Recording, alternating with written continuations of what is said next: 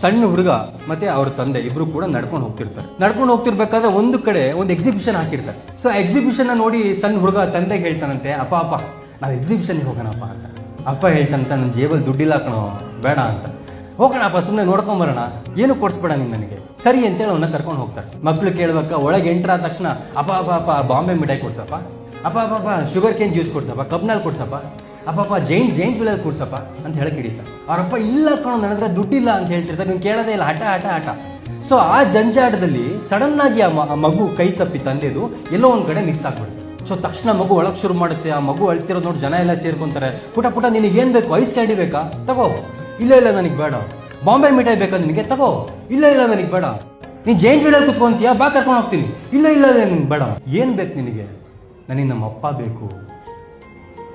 ಅಪ್ಪ ಇರೋವರೆಗೂ ಜೀವನದಲ್ಲಿ ನಾವೇನು ಅನ್ಕೊಂತೀವಿ, ನಮ್ಮಪ್ಪ ಅದಕ್ಕೆ ಕೊಡಲಿಲ್ಲ, ಇದಕ್ಕೆ ಕೊಡಲಿಲ್ಲ, ನನಗೆ ಅದು ಬೇಕು ಇದು ಬೇಕು ಅನ್ಕೊಂತೀವಿ. ಅಪ್ಪ ಇಲ್ದಿದ್ದಾಗ ಮಾತ್ರ ಗೊತ್ತಾಗೋದು ಅಪ್ಪನ ಬೆಲೆ ಏನು ಅಂತ. ಜೀವನದ ಕಡೆ ಘಟ್ಟಕ್ಕೆ ಬಂದಾಗ ನಮಗೆ ಗೊತ್ತಾಗುತ್ತೆ ಜೀವನ